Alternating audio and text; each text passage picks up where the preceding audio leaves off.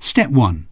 Carefully cut or unwind the tape that connects the beer line and the gas line. There's no need to remove all of the tape, but allow yourself room to work. Around 75 centimeters to a meter should be enough.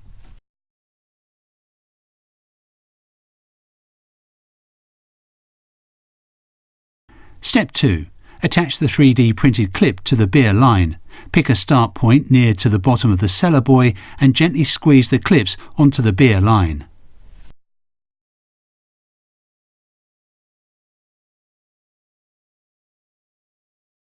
Step 3. Split the two parts of the transmission cable. It is best to leave the last 30 centimeters approximately unsplit, as this will keep the installation tidier. Step 4. Tuck one part of the cable out of the way to make life a little easier. Take the other part of the cable and push it into one of the two small receivers on the back of the top clip. We find it easier to use the right-hand receiver for the top cable. Step 5.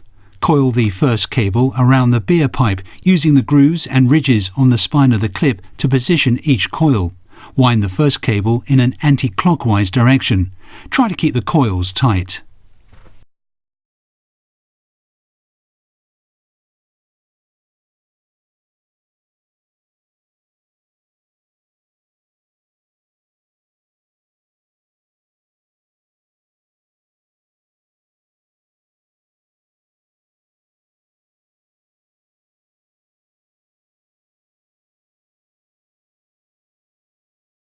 Step 6.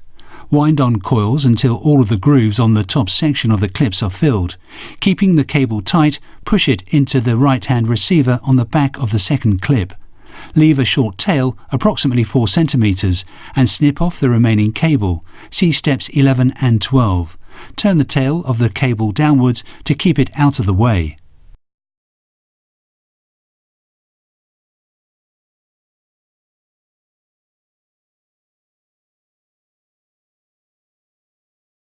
Step 7.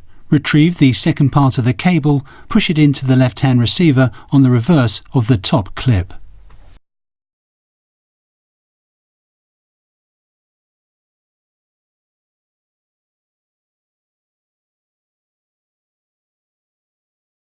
Step 8. Keeping the cable reasonably tight and straight, proceed to push it into the left-hand receivers on the second and third clips.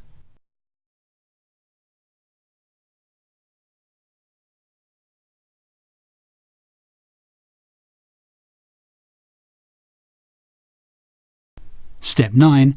Gently hold the cable in place as you coil it around the beer line, this time applying the coils in a clockwise direction.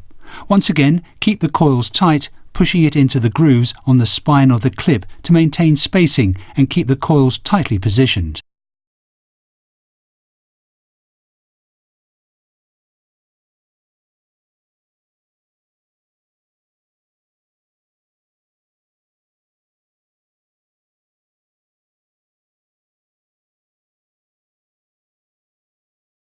Step 10. Wind on the coils until all of the grooves on the bottom section of the clip are filled.